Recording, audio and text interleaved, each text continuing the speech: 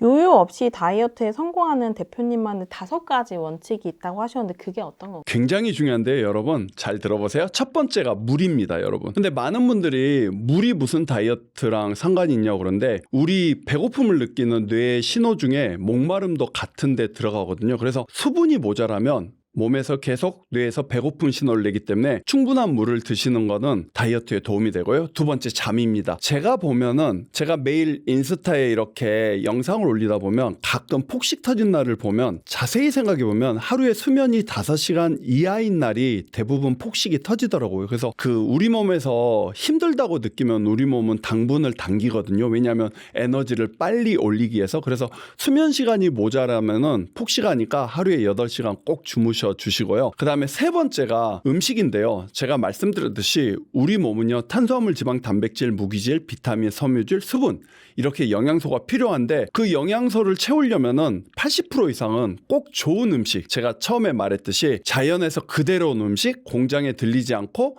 마트나 시장에서 살 수 있는 음식, 가공품 드시면 안 되고요. 그래서 많은 분들이 저한테 클린푸드와 가공품을 어떻게 구분합니까? 그러면 제가 바나나를 보고 바나나라고 알 수 있고, 당근을 보고 당근이라고 알 수 있고, 소고기를 보면 소고기, 돼지고기면 돼지고기. 하지만 식품 성분표를 보면서 D를 이렇게 돌려서 무엇이 들었지 보면 그건 다 가공품이니까 클린푸드 80%, 그 다음에 가공품은 20% 정도만 드시면 도움이 될 것 같습니다. 그리고 네 번째가 운동인데요. 많은 분들이 운동하면 나 운동하기 싫어, 힘들어. 맞아요, 여러분. 몸에 에너지가 없으면 운동 자체가 하기 싫습니다. 왜냐하면 생각해보세요, 여러분. 여러분이 돈이 없으면 사람들 만나러 나가요, 안 나가요? 안 나가잖아요. 그리고 힘이 없으면 어떻게 하세요? 누워 계시죠? 맞아요. 처음부터 무리한 운동을 할 수 없으니까 일단 산책부터 시작하십시오. 산책을 하다 보면, 그리고 아놀드홍 앞에서 말했던 물, 수면, 그 다음에 좋은 음식 먹다 보면 에너지가 생기거든요. 그러면 그 다음에 헬스클럽 끊어서 운동하시면 도움이 되니까 네 번째는 운동이고요. 마지막, 저 같은 경우는 비타민, 미네랄이 많은 분들이 효과가 있다 없다라고 얘기하는데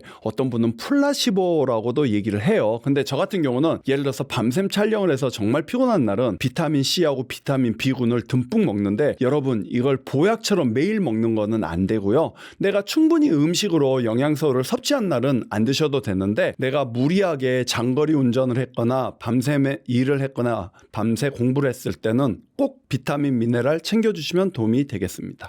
물을 많이 먹어야 된다고 하셨는데 물을 하루에 얼마나 마시는 게 좋을까요? 요즘에 물 때문에 물 많이 먹으면 죽을 수 있다, 심장이 멈출 수 있다, 이런 말이 되게 많거든요. 근데 저는 하루에 그래도 최소한 5번 이상 화장실을 갈 정도는 수분을 섭취해야 된다고 생각하는데, 이렇게 하시면 가장 도움 될 것 같아요.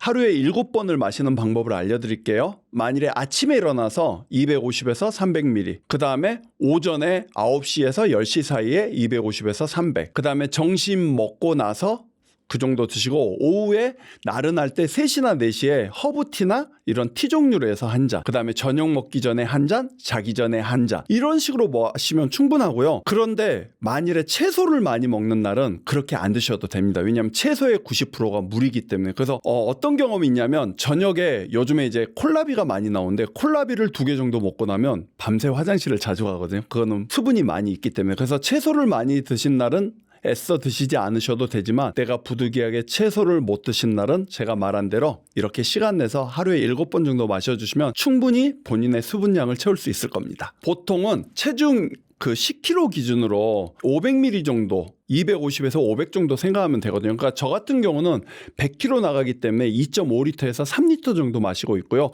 그러면 100kg 기준으로 해서 여러분들 체중에 계산해서 마시면 도움이 될 것 같습니다. 맹물을 먹기 힘들어하시는 분들도 좀 많아가지고 이럴 때는 물에 타먹으면 좋은 차나 식재료 같은 게 있어요. 저 같은 경우는 식초를 좀 좋아하거든요. 그래서 물에다가 식초도 괜찮은 것 같고, 레몬 사가지고 여러분 레몬 이렇게 슬라이스 하셔서 레몬에 담가 드시면 도움 될 것 같고요. 제가 처음에 말했듯이 소금물 괜찮은 것 같고요. 그 다음에 허브티 담가 드셔도 될 것 같습니다. 하지만 이왕이면 깨끗한 물을 마시는 게 굉장히 좋습니다. 물은 물 같은 게 물이니까요. 이 5가지 원칙을 통해서 184kg의 고객을 9개월 만에 84kg나 네네. 감량시키셨다고 들었는데 네. 그 사례도 한번 소개해 주시면 돼요. 이름은 제가 공개해도 되는데요. 우리 상영군인데 처음에 찾아왔을 때 184kg였고 여러분 인바디가요. 체지방률이 99%를 제가 직접 본 분이거든요. 근데 처음에 100일 동안 50kg를 감량했고요. 나머지 6개월 동안. 그러니까 이제 초반에는 체중 감량이 많이 일어나고 후반부터는 좀 천천히 일어나더라고요. 그래서 총 9개월 만에 100kg를 감량했는데 이 친구가 되게 신기한 게 있어요. 제가 근무하는 센터가 8층인데요. 걸어서 올라오라고 하니까 2층에서 한 번 쉬고 4층에서 한 번 쉬고 6층에서 한 번 쉬고 그리고 8층으로 오고요. 400m 트랙을 걸으면 100m가 없고 잠깐 쉬고 100m가 없고 잠깐 쉬고 그 정도였거든요. 근데 제가 초반에 간헐적 단식을 시켰는데 제가 이제 다이어트 도시락을 주문해서 시켰는데 이게 3끼를 오거든요. 이거를 한 번에 몰아먹게 만들었어요. 왜냐하면 다이어트 도시락 자체가 양이 굉장히 적거든요. 그런데 조금씩 먹으면 포만감이 없으니까 그랬는데 진짜 놀라운 게 여러분 뭔지 아세요? 초반에는 배고프다고 하더니 한 3개월 정도 지나니까 도시락을 남겨요. 그걸 한 번에 다 못 먹더라고요. 그 친구가 처음에 저랑 다이어트 시작하는 날 온 없이 먹어보라고 그러니까 피자 2판하고 짜장면 곱빼기 2개랑 콜라 2리터짜리를 2개를 마신 친구였는데 그 정도로 포만감 신호가 좋아져서 다이어트 도시락 2,500칼로리짜리를 다 못 먹더라고요. 그래서 간헐적 단식을 하다 보니까 몸이 정상화되면은 포만 호르몬인 렙틴이 제대로 나오니까 조금만 먹어도 배부른 몸이 되는데 보통 많은 분들이 비만하면은 나약하고 게으르고 많이 먹어서 그럴 것 같지만 우리 몸의 기능 자체가 고장나서 그렇게 된 거니까 처음에 클린하게 몸을 바꿔가는 간헐적 단식을 하게 되면은 내 몸이 다시 옛날로 돌아오면은 적당히 먹어도 배부른 몸이 되니까 여러분 간헐적 단식 한번 꼭 해보십시오. 그럼 이분은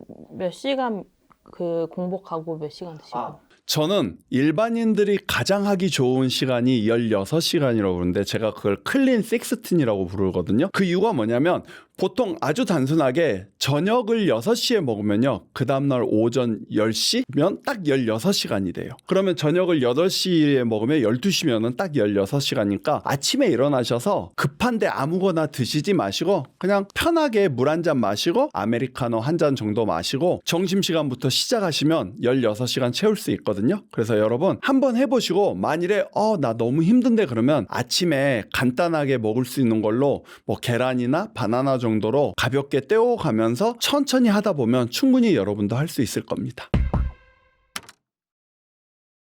간헐적 단식을 하면 운동을 안 해도 되지 않을까 하는 생각이 있을 텐데 그게 맞을까요? 여러분 간헐적 단식이 주는 가장 큰 혜택이 단순하게 다이어트라 생각하시면 절대 안 되고요. 우리 몸에는 그 60조 개의 세포가 있다고 해요. 근데 이 세포들이 병들고 낡으면은 소멸이 돼야 되는데 이게 자체 소멸이 되지 않으면은 얘들이 기이하게 살아남아서 암세포가 되는 경우가 되게 많거든요. 그러면 우리 몸에서 암세포나 세균을 잡아먹는 세포가 있어요. 그걸 대식세포라고 하거든요. 근데 이 대식세포가요. 언제 제일 많이 활동을 하냐면 자기들이 먹을 게 없을 때예요. 그러면 공복 시간이 되면 배가 고프니까 예를 들어서 표현을 해보면 이런 것 같아요. 집에 먹을 게 없으면 어떻게 하세요, 여러분? 저는 냉동실을 뒤져서 작년 추석에 얼려놓은 떡을 먹거나 작년 뭐 추석이나 설날에 남은 음식을 먹듯이 우리 몸에 그 냉동실에 있는 음식을 다 뒤져 먹거든요. 이런 식으로 우리가 공복 시간이 길어지면 우리 몸의 대식세포가 우리 몸에서 필요 없는 거를 다 정리해주고 그리고 왜 간헐적 단식을 할 때 운동을 해야 되냐면 간헐적 단식 16시간 하려면 힘드시죠. 근데 여러분 12시간만 하시고 운동 1시간 하면 18시간의 효과가 있습니다. 왜냐하면 공복 상태에서 운동을 하면 어떻게 될까요, 여러분? 그렇죠. 우리 몸에 지방을 에너지를 많이 쓰게 되거든요. 공복 상태니까. 근데 우리가 체온이 높아지면 대식 세포들이 활동을 진짜 많이 하거든요. 그러면 운동 시간에 운동하면 땀나요? 땀 안 나요? 땀나잖아요. 그때 대식세포가 우리 몸에 있는 나쁜 거를 다 긁어먹어주면 몸이 깨끗해진단 말이에요. 그러면 암세포도 줄어들고 몸에 나쁜 세포들도 없어지고 그리고 건강해지고 그 다음에 지방도 타고 어때요? 매력적인 간헐적 단식 아닙니까?